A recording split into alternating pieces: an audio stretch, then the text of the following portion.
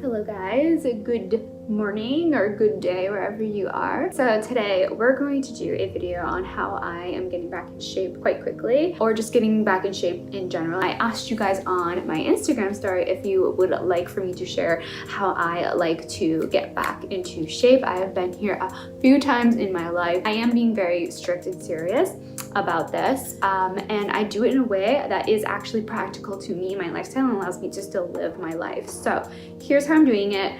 Disclaimers aside, this is the way I'm doing it. Take it or leave it. Let's just start.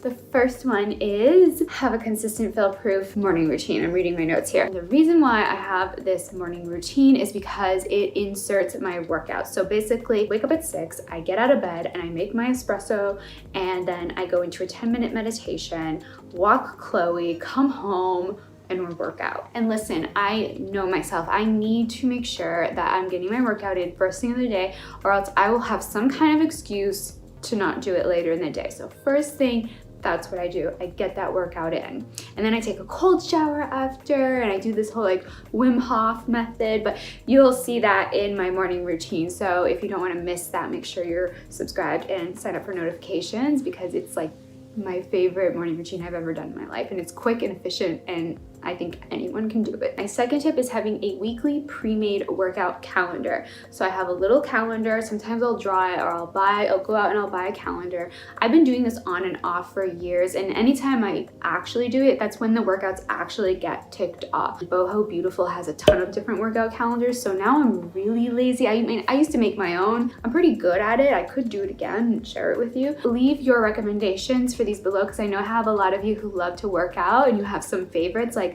I think Melissa Wood was one of them. Yeah, leave it below so we can share it with our little family, because we help each other out here. So my third tip is I always have a meal plan. Without a doubt, I need the meal plan. What happens when the day gets really busy and we're like, I don't have time to cook, I don't have time to think about what I'm going to eat. I'm this way. I'm like, I don't know, like I just grab something I maybe shouldn't be grabbing, or I go to a restaurant and grab something. So we're trying to avoid that. Monday through Friday, it's just the meal plan. Normally, I like to make sure that it's a few days before my actual grocery trip. So again, I know I have my list and things are set and ready. I know what to get when I'm there, and I know what I'm cooking the following week, and it's never a last minute thing. I also make this realistic too. We're gonna talk about that in another point, but I do make sure this is realistic. So nothing crazy, because if it's too crazy and elaborate, although I can do it, I won't do it. Your Monday to Friday schedule, I say keep it simple,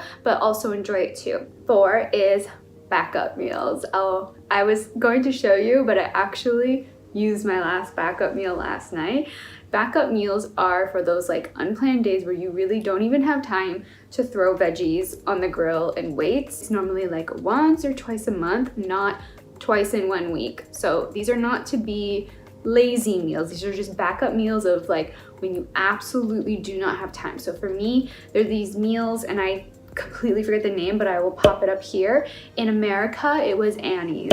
So those are really high in sodium though, although they are better than going to McDonald's. These are just things that they don't require me to make a call or look around and spend time figuring out who's open, who can deliver. They're in there, they're ready, and they are on the healthier side, although they are not health food. Tip 5 is to be honest with yourself, about yourself, to yourself.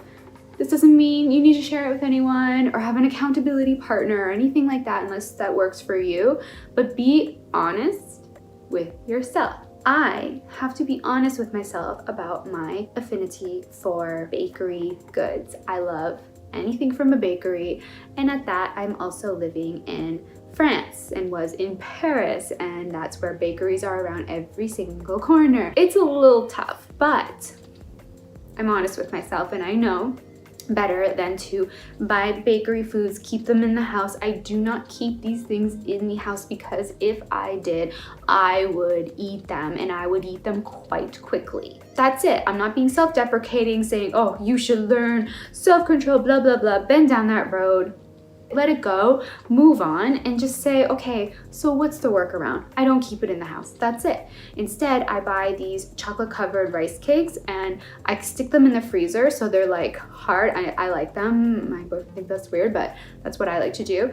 And those are my desserts. So I am still having desserts, or I'll have a little piece of dark chocolate. But my rule with my dark chocolate is that it has to be 75 to 80% dark cacao chocolate, and that is it. And that's also in the freezer because you eat it slower and I enjoy it. Take my freezer trick too, freeze your little desserts because you actually will take longer to eat it, which then helps your brain and body have the time to connect, to signal to you that you've had enough.